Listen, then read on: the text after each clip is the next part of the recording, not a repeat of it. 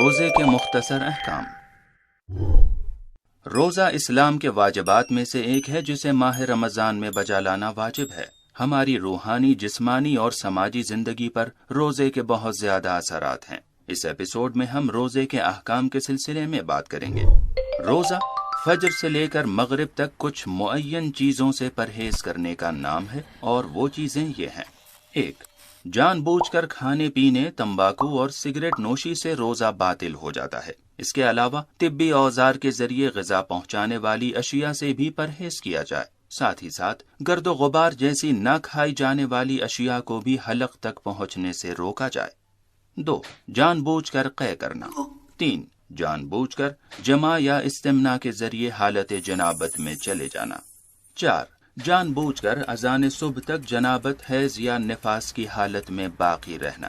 5. روزہ توڑنے کا ارادہ کرنا۔ مثلاً اگر کوئی روزہ توڑنے کا ارادہ کر لے تو وہ کچھ بھی نہ کھائے تب بھی اس کا روزہ باطل ہو جائے گا۔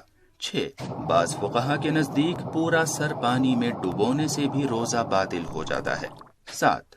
خدا، رسول اور ائمہ علیہم السلام پر بہتان باندھنا، مثلاً ان کی طرف کسی جھوٹ کی نسبت دینا۔ 8. سیال چیز سے انیما لینا بھی روزے کو باطل کر دیتا ہے، لیکن نسوں میں طاقت والے انجیکشن وغیرہ لگانے کے سلسلے میں فقہا کے مختلف نظریات ہیں۔ اس سلسلے میں اپنے مرجع تقلید یا ان کی توضیح المسائل کی طرف رجوع کریں۔ کچھ حالات میں روزہ رکھنا جائز نہیں ہے۔ خواتین کے لیے حیض اور نفاس کی حالت میں روزہ رکھنا جائز نہیں۔ مسافر کے لیے روزہ رکھنا جائز نہیں ہے، لیکن ہاں، اگر کسی شخص نے روزہ رکھا ہے اور اذان ظہر کے بعد سفر شروع کرتا ہے تو اسے اس دن کا روزہ پورا کرنا واجب ہے۔ سوال: ایک مسافر کب سے سفر کے احکام پر عمل شروع کرے گا؟ مسافر کے احکام پر عمل اس کے حد ترخص تک پہنچنے کے بعد شروع ہوتا ہے۔ حد ترخص وہ جگہ ہے جہاں سے شہر والے اسے نہ دیکھ سکیں، اور اس کی علامت یہ ہے کہ وہ بھی انہیں نہ دیکھ سکے۔ آخر میں کچھ ایسے حالات ہیں جہاں سفر کے شرائط تو ہیں، لیکن شخص کو مسافر شمار نہیں کیا جاتا، اور اس پر مسافر کے احکام بھی جاری نہیں ہوتے۔ مثال کے طور پر، جب سفر کسی گناہ کے لیے کیا جائے، جب کام ہی سفر ہو، جیسے کوئی شخص ڈرائیور یا اسٹوڈنٹ ہو، خانہ بدوش افراد یا وہ لوگ جن کا کوئی مستقل گھر نہیں ہوتا ہے اور ہمیشہ سفر میں رہتے ہیں۔ اس سلسلے میں مزید معلومات کے لیے مسافر کے ایپیسوڈ کو دیکھیں۔ جس شخص کے لیے روزہ رکھنا ضرر یا بہت زیادہ مشقت کا سبب ہو، اس کے لیے بھی روزہ رکھنا جائز نہیں ہے۔ توجہ رہے کہ اس بات کی تشخیص دینا خود اس شخص کی ذمہ داری ہے، اور اس حالت کی تشخیص کے لیے اسے کسی ڈاکٹر یا ماہر کی صلاح لینا ضروری ہے۔ اگرچہ بظاہر روزے میں کچھ سختیاں پائی جاتی ہیں، لیکن محض کچھ سختیوں کی بنیاد پر روزہ ترک نہیں کیا جا سکتا۔ فقہا نے کچھ ایسے لوگوں کا تذکرہ کیا ہے جو روزہ رکھنے سے معذور ہیں، جیسے سن رسیدہ اور بزرگ افراد جو روزہ نہیں رکھ سکتے، حاملہ یا دودھ پلانے والی خواتین جن کا روزہ ان کے بچے کو نقصان پہنچا سکتا ہے۔ توجہ رہے کہ جن حالات میں انسان کو روزہ رکھنے سے معاف رکھا گیا ہے، ان میں اسے صرف بقدر ضرورت کھانا پینا چاہیے اور مزید غذا کے استعمال سے پرہیز کرنا چاہیے۔ اب ان لوگوں کے لیے کیا حکم ہے جنہوں نے ماہ رمضان میں روزہ نہیں رکھا؟ ایسے 3 قسم کے افراد ہیں جنہوں نے کسی خاص وجہ سے روزہ نہیں رکھا۔ پہلے وہ لوگ جو روزہ رکھ سکتے تھے لیکن کسی شرعی عذر کی وجہ سے روزہ نہیں رکھا، مثال کے طور پر مریض یا مسافر ہو، یا کوئی ایسی خاتون جسے حیض آ گیا ہو۔ یہ افراد ماہ رمضان ختم ہو جانے کے بعد روزوں کی قضا کریں گے، اور اگر اگلے سال رمضان تک قضا نہیں بچا لائے تو قضا کے ساتھ ساتھ کسی غریب کو فدیہ بھی دینا ہوگا۔ فدیہ 750 گرام غذا کو کہتے ہیں، جیسے گیہوں یا چاول جیسی روزمرہ کھائی جانے والی چیزیں، جسے ہر روز کے بدلے دیا جائے گا۔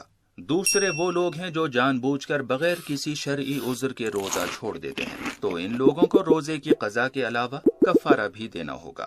کفارہ یعنی ایک روزے کے بدلے مسلسل 2 ماہ روزہ رکھنا یا 60 فقیروں کو کھانا کھلانا۔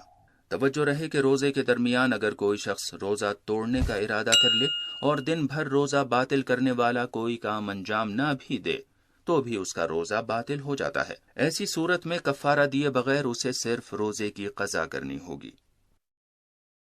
تیسرے وہ لوگ ہیں جو روزہ رکھ ہی نہیں سکتے، جیسے سن رسیدہ اور ناتواں افراد، انہیں صرف فدیہ دینا ہوگا، اور وہ شخص بھی اسی زمرے میں آئے گا جو ایک سال ماہ رمضان سے دوسرے سال ماہ رمضان تک مریض رہا ہو، اسے بھی صرف فدیہ ادا کرنا ہوگا اور روزے کی قضا ضروری نہیں ہے۔ فدیہ یا کفارہ ادا کرنے کے لیے آپ اپنے مرجع تقلید یا ان کے نمائندے کی طرف رجوع کر سکتے ہیں۔ وہ آپ کے فدیے یا کفارے کی رقم کے ذریعے آپ کی طرف سے غریبوں میں کھانا تقسیم کر سکتے ہیں۔ ماہ رمضان کے اختتام پر چاند دیکھنے یا ماہ رمضان کے 30 روز تمام ہو جانے کے بعد عید الفطر ثابت ہو جاتی ہے۔ اب ہمیں زکوٰۃ فطرہ ادا کرنی ہے۔ زکوٰۃ فطرہ کیا ہے؟ زکوٰۃ فطرہ عید فطر کے دن ہر شخص کی طرف سے ایک واجب مالی ادائیگی ہے، چاہے وہ بچہ ہو یا بالغ، دیندار ہو یا بے دین، مسلمان ہو یا غیر مسلمان۔ فطرہ کتنا ادا کیا جائے؟ فطرے میں روزمرہ کھائی جانے والی 3 کلو غذا یا اس کے برابر رقم ادا کی جاتی ہے۔ فطرہ کون ادا کرتا ہے؟ یہ ذمہ داری اس شخص کی ہے جو گھر والوں کے لیے کماتا ہو اور خود فقیر بھی نہ ہو۔ وہ اپنا اور ان تمام لوگوں کا فطرہ ادا کرے گا جو چاند رات سے اس کی کفالت میں رہے ہیں۔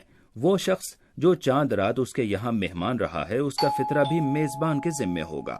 توجہ رہے کہ اگر گھر کا سرپرست فطرہ ادا کرنے کے قابل نہ ہو تو گھر کے دوسرے افراد جو فطرہ دینے کے قابل ہوں، فطرے کی ادائیگی ان کی ذمہ داری ہے۔ فطرہ ادا کب کیا جائے؟ فطرہ ماہ رمضان کے آخری دن کے غروب سے عید الفطر کے دن نماز عید سے پہلے تک ادا کرنا چاہیے۔ اگر نماز عید نہیں ہوتی تو ظہر تک دے سکتے ہیں۔ فطرہ کسے دینا چاہیے؟ فطرہ مومن شخص کو دیں، اور اگر مومن نہ ملے تو ناصبی کے علاوہ کسی بھی غریب مسلمان کو دے سکتے ہیں۔ اس کے علاوہ مراجع تقلید کے نمائندوں کو بھی فطرہ دیا جا سکتا ہے تاکہ وہ احکام کے مطابق انہیں تقسیم کر سکیں۔ خدا آپ کے روزوں کو قبول فرمائے اور آپ سب کی عید کو مبارک قرار دے۔